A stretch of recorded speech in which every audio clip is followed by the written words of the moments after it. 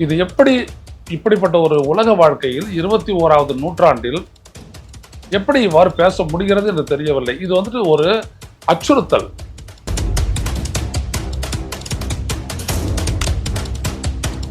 நான் பியூட்டோ பாம்பர் மூலம் வீசிய குண்டுகள் அதை அழித்து விட்டேன் அப்படின்னாரு. அதுக்கு ஈரான் நாடு என்ன பதில் சொல்லிச்சு அப்படின்னா, நீ குண்டு போட்டது உண்மை, அல்ல எங்க மக்கள்லாம் செத்தது உண்மை, ஆனா ஒரு நாடு அணு ஆயுதத்தை வைத்துக் கொள்ளலாமா கூடாதா என்று சொல்வதற்கு ஒரு அணு ஆயுத நாடான அமெரிக்காவிற்கு என்ன அதிகாரம் அல்லது அருகதை இருக்கிறது?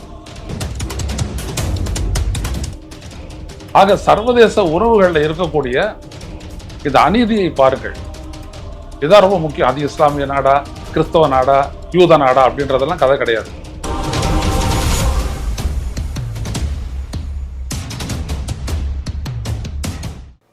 வணக்கம் தோழர்களே. ருஷ்வ செய்தியின் வாயிலாக இன்று மீண்டும் உங்களை சந்திப்பதில் பெரும் மகிழ்ச்சி அடைகின்றேன். ஒரு நாட்டினுடைய தலைவரை பார்த்து இன்னொரு நாட்டினுடைய அதிபர் உங்களை நாங்களோ அல்லது இஸ்ரேலோ நினைத்திருந்தால் கொன்றிருப்போம், ஆனால் அப்படி கொல்லவில்லை, அதற்காக நீங்கள் எங்களுக்கு நன்றி செலுத்த கடமைப்பட்டவர்கள் என்று சொன்னால் அது எவ்வளவு மோசமான கீழ்த்தரமான விடயம் என்பதை நினைத்து பாருங்கள். அமெரிக்க அதிபர் ட்ரம்ப் இவ்வாறு பேசியிருக்கிறார். ஐ சேவ்ட் ஈரான்ஸ் கம்யூனி ஃப்ரம் இக்னாமினஸ் டெத். நான் ஒரு அவமானகரமான மரணத்தில் இருந்து ஈரான் தலைவர் அலி கமேனியை காப்பாற்றி இருக்கின்றேன் என்று ட்ரம்ப் நேற்று பேசியிருக்கிறார். இது இப்படிப்பட்ட ஒரு உலக வாழ்க்கையில் 21வது நூற்றாண்டில் எப்படி இவ்வாறு பேச முடிகிறது என்று தெரியவில்லை. இது ஒரு அச்சுறுத்தல்.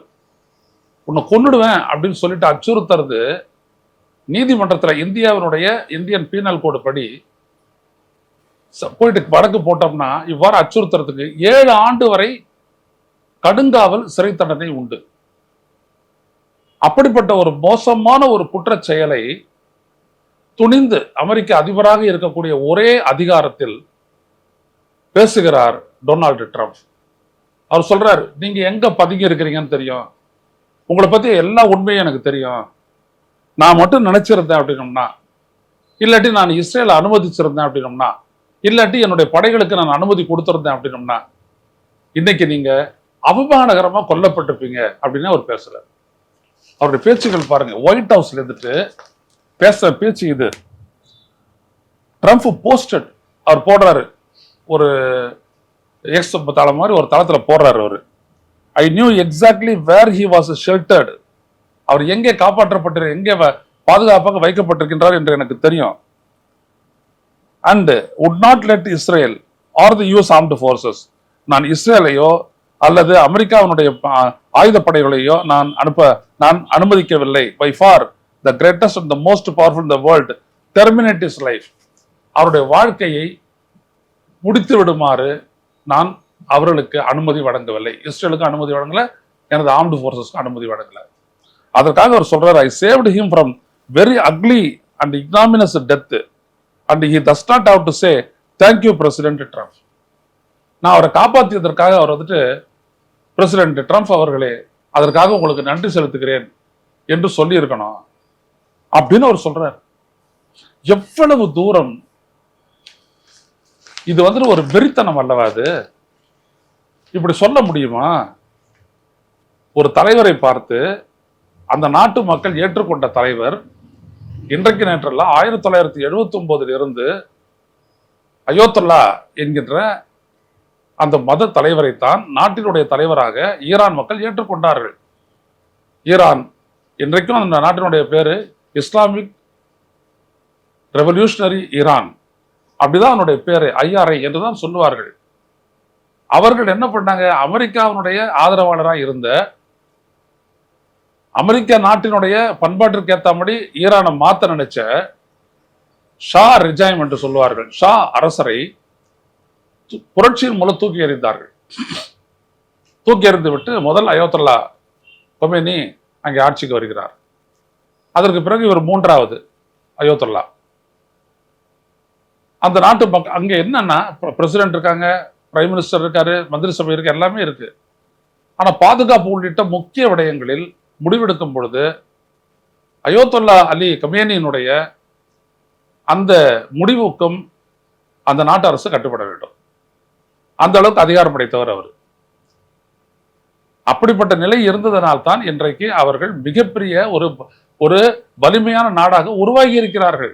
அதையும் நாம் மறந்துடக்கூடாது.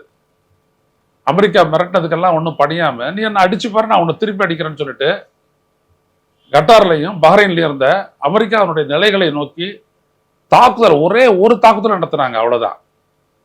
உடனே கட்டார் சொல்லிட்டா, போரை நிறுத்திடு, வேண்டாம்.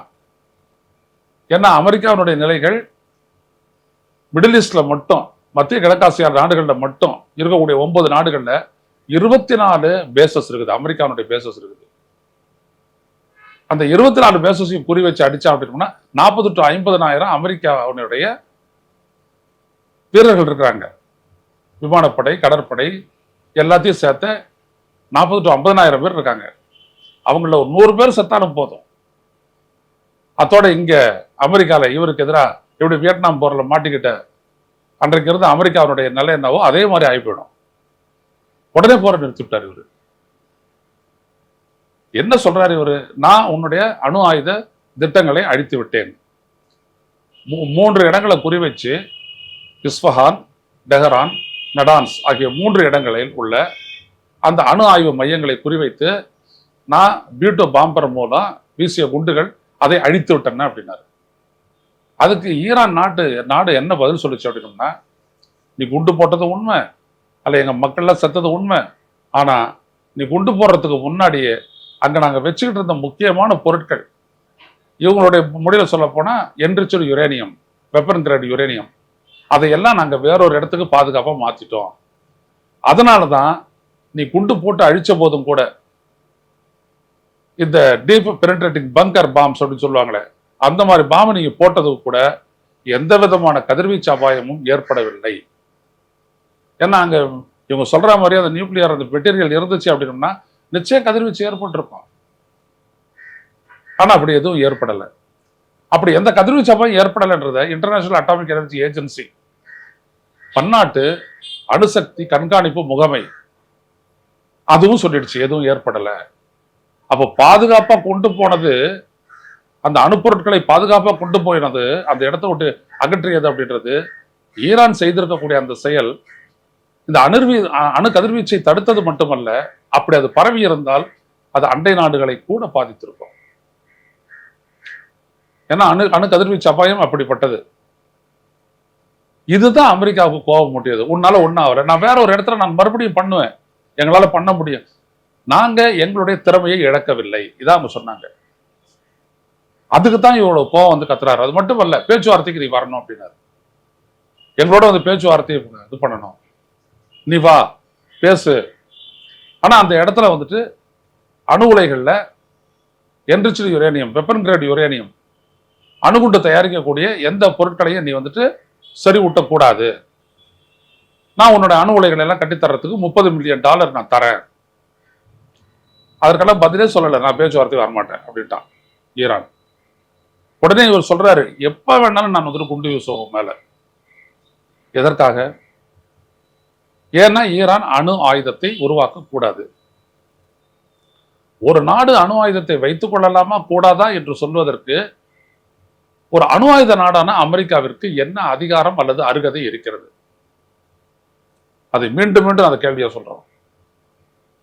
நியூக்ளியர் நான் ப்ராலிஃபரேஷன் ட்ரீட்டி என்று சொல்லக்கூடிய அணுசக்தி பரவல் தடை ஒப்பந்தத்தில் கையெழுத்திட்டது என்பதற்காக ஈரானை நான் தண்டிப்பேன்னு நீ சொன்னா, அதுல கையெழுத்திடாத பல அணுகுண்டுகளை வைத்திருக்கிறது இஸ்ரேல். 260 அணுகுண்டுகள் வரை வச்சிருக்கிறாங்கன்றாங்க. அதற்கு என்ன உன்னுடைய பதில்?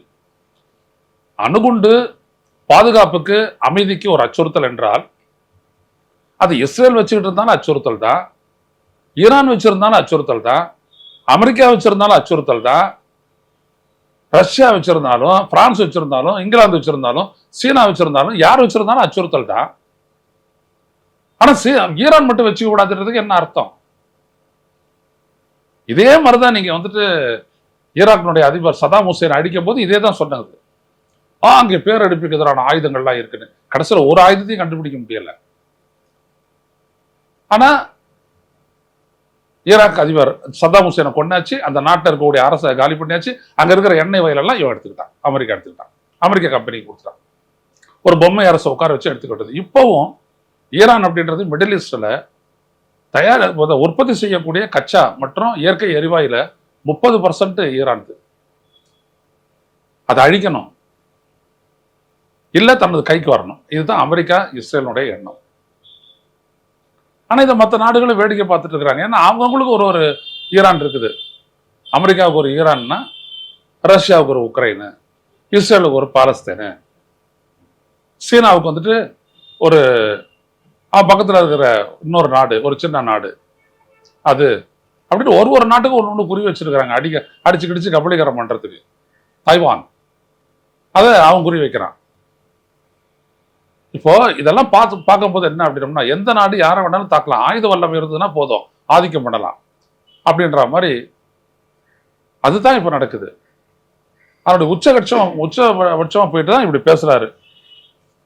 நீ வந்து எனக்கு நன்றி செலுத்திருக்கணும், நான் மட்டும் உத்தரவு கொடுத்துருந்தேன்னா உன்னை அழிச்சிட்டு இருப்பாங்க அப்படின்னு சொல்றாரு. எவ்வளவு மோசமான வார்த்தைகள் பாருங்க. ஈரான் சொல்ற, நான் பாத்துக்கிறேன், என்ன என்னுடைய நாடு என்னுடைய பாதுகாப்பு, அவ்வளவுதான், அதை நான் தான் உறுதிப்படுத்தணும். இப்ப இந்தியா கூட என்பிடியில் கையெழுத்து போட்டுச்சு. இந்தியா கூட அணு ஆயுதம் இல்லையா இருக்கு. இதே IAEA, international atomic energy agency, அவங்களுடைய கண்காணிப்பின் கீழ் கூடங்குளம் இருக்குது, நரோரா உள்ளிட்ட பிளான்ட்டுகள்லாம் நிறைய இருக்குது. இந்தியாவில் இருக்கக்கூடிய 18 19 நியூக்ளியர் இன்ஸ்டாலேஷன்ஸ் எல்லாம் இருக்குது. ஆனா கல்பாக்கத்தில் இருக்கிற Indira Gandhi centre for atomic எனர்ஜியோ இல்ல மும்பை பக்கத்தில் இருக்கக்கூடிய பாபா அட்டாமிக் ரிசர்ச் சென்டர் அதுவோ கிடையாது. ஏன்னா அந்த இடத்துல நம்ம வெப்பன் கிரேட் புளூட்டோனியத்தை உருவாக்குறோம், வெப்பன் கிரேட் யுரேனியத்தை உருவாக்குறோம், நம்மளுடைய பாதுகாப்புக்காக அதை செய்யறோம். அது கண்காணிப்புக்கு உட்பட்டது அல்லன்னு சொல்லிட்டோம். அது எங்களுடைய ஆய்வு மையம் அப்படி சொல்லிட்டோம். ஏத்துக்கிறல்ல அமெரிக்கா. அப்புறம் ஈரானுக்கு மட்டும் நான் ஒரு தனி விதியை போடுறேன். ஆக சர்வதேச உறவுகளில் இருக்கக்கூடிய இந்த அநீதியை பாருங்கள். இதுதான் ரொம்ப முக்கியம். அது இஸ்லாமிய நாடா, கிறிஸ்தவ நாடா, யூத நாடா அப்படின்றதெல்லாம் கதை கிடையாது. ஒரு நாடு ஒன்னுத்தை வச்சுக்கணும் அவனுடைய பாதுகாப்புக்குன்னு சொன்னா அதே பிரின்சிபல் இன்னொரு நாட்டுக்கு பொருந்துமா இல்லையா? ஆனா இந்த 5 நாடுகள் என்ன பண்றாங்க? America, Russia, England, France, China, இந்த 5 நாடுகளும் நாங்க வச்சதுதான் சட்டம். எப்படி இது? இப்ப நாம உருவாக்குனது ஒரு அணு ஆயுத வல்லரசான சீனாவுக்கு எதிராக தான், பாகிஸ்தானுக்கெல்லாம் கிடையாது. சீனாவுக்கு எதிராக தான். சீனா ஜலாங் 1 ஜலாங் 2 2 மிசைல் வச்சிருந்தா 8000 7000 கிலோமீட்டர் தூரம் சென்று தாக்கக்கூடியது, 2 நியூக்ளியர் கேபிள் மிசைல். அதற்கு எதிராக தான் நம்ம வந்துட்டு அக்னி கிளாஸ் ஏவுகணைகளை உருவாக்கணும். அதுல வந்துட்டு ஹையஸ்ட் அக்னி 5, அக்னி 6 கூட இருக்கிறதா சொல்றாங்க. 6000 கிலோமீட்டர் வரைக்கும் சென்று துல்லியமாக தாக்கக்கூடியது இலக்கை. Capable of carrying 1000 kilograms payload, nuclear payload கொண்டு போகக்கூடிய வல்லமை இந்த நாட்டுக்கு இருக்கிறதுனால தான் டெட்டரண்ட் அப்படின்றான், உனக்கு எதிரான அச்சுறுத்தல் அப்படின்னு சொல்றான் இந்தியாவுடைய atomic energy commission. Indian atomic commission வந்து நான் சொல்றேன் அப்படிதான் எனக்கான இது. நியூக்ளியர் கமாண்ட் அப்படின்றத உருவாக்கி வச்சிருக்கிறோம் under the control of prime minister of this country. எப்போ வேணாலும் அவர் சொன்னார் அப்படின்னா அதை தொடுக்க முடியும் நம்மளால. அதுக்கு தான் நியூக்ளியர் கமாண்ட் பேரு. அப்ப அது அமெரிக்கா கிட்ட இருக்கலாம், இஸ்ரேல் கிட்ட இருக்கலாம், ஆனா ஈரான் கிட்ட இருக்கக்கூடாது. இது எப்படி? சோ இதுதான் மக்களை புரிஞ்சு கொள்ள வேண்டியது. இதைத்தான் ஒரு தலைவர் மிரட்டுறாரு இன்னொரு நாட்டை பார்த்து. எப்படி நீங்க செய்வீங்க? பார்த்துடுறேன், நான் மீண்டும் குண்டு வீசுவேன் அப்படின்றாரு. தயாரா தான் இருக்கிறாங்க அவங்களும். ஒரு விடயத்தை என்ன, ஈரான் இதே ட்ரம்ப் முன்னாடி இருந்த போது அவங்க கேட்டாங்கன்றதுக்காக அந்த ஒப்பந்தத்தில் போயிட்டு கையெழுத்து போட்டாங்க, கண்காணிப்புக்காக. ஒரு 6 நாடுகள் கொண்ட கண்காணிப்பு ஒத்துக்கிட்டாங்க. ஆனா அதற்கு பிறகும் கூட நான் நியூக்ளியர் கேப்பபிலிட்டிஸ் இருக்கு இல்லைங்களா, மிசைல் மற்ற விடயங்கள், ட்ரோன்ஸ், இந்த மாதிரி இதுல மிகப்பெரிய அளவுக்கு போயிட்டாங்க. Super Sonic, hyper Sonic missiles எல்லாம் உருவாக்கி அவங்க அடிச்ச அடிதான் எப்படி காசா வந்துட்டு இஸ்ரேல் அடிச்சதோ அதே மாதிரி ஈரானுடைய மிசைல்கள் வந்துட்டு இஸ்ரேல்ல எப்படிப்பட்ட டேமேஜ் பண்ணியிருக்காங்க அவருடைய பில்டிங்ஸுக்கு அப்படின்னு படமா வருது. எடுத்து பாருங்க. பத்திரிகைகளில் வராது, இவங்களா கொடுக்க மாட்டாங்க, சோசியல் மீடியாவில் வருது. அதான் ரொம்ப முக்கியம். ஏன்? உன்னால உன்னுடைய ஆயுத வல்லமை தான் உன்னுடைய ஆதிக்கத்துக்கு வழிவகுக்குது அப்படின்னா, ஆயுத வல்லமை பெறுவதுதான் அந்த ஆதிக்கத்தை முடக்குவதற்கான எதிர் ஆயுதம். அதுதான் அவன் செய்யறான். இன்னைக்கு India we are developing our own.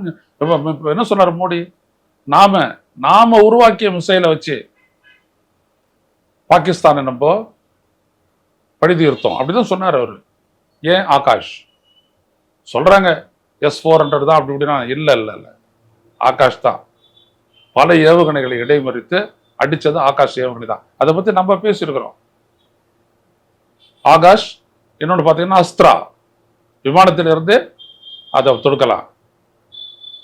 மின்னிலக்குகள் 50 kilometre உயரம் இருக்கக்கூடிய மின்னிலக்குகளை கூட துல்லியமாக கண்டறிந்து தாக்கவல்ல ராடாருடைய துணையோட இயங்கக்கூடியது, தடுக்கக்கூடியது ஆகாஷ். இந்தியாவுடைய தயாரிப்பு. எதற்காக இதெல்லாம்? ஒரு சாதாரண பாகிஸ்தான் போன்ற நாடுகளை சமாளிக்கிறதுக்கு கூட இதெல்லாம் தேவை. அப்படின்னு வரும்போது பக்கத்தில் இருக்கக்கூடிய இஸ்ரேலை சமாளிக்கிறதுக்கு ஈரானுக்கு வேண்டாவாது? ஏன் அப்படின்னம்னா, இவருக்கு ஈரான் கிட்ட அணு ஆயுதம் வந்துருச்சு அப்படின்னம்னா, அதுக்கப்புறம் அங்க இருக்கிற அரபு நாடுகள்லாம் வந்துட்டு அமெரிக்காவை பதிக்க மாட்டாங்க. தங்களுடைய பாதுகாப்புக்கு அமெரிக்காவை பதிக்க மாட்டாங்க. இஸ்ரேல் எதிரான பாதுகாப்புக்கு ஈரானோட எல்லாரும் ஒத்து போயிடுவாங்க. அது மட்டுமல்ல, அந்த பெட்ரோ டாலர் இருக்கு இல்லைங்களா அவங்களுடைய பிசினஸுக்கு, அந்த பெட்ரோ டாலர் அது இல்லாம அந்தந்த நாடுகளுடைய கரன்சிலேயே நாங்க வந்துட்டு எண்ணெய் வர்த்தகத்தை செய்வோம்னு சொன்னா முடிச்சு போயிடும் அமெரிக்காவுடைய பொருளாதாரம். அதுதான் மிரட்டிக்கிட்டு இருக்கிறாரு. இதை நாம் புரிந்து கொள்வோம். மீண்டும் சந்திப்போம் தொடர்களே. நன்றி, வணக்கம்.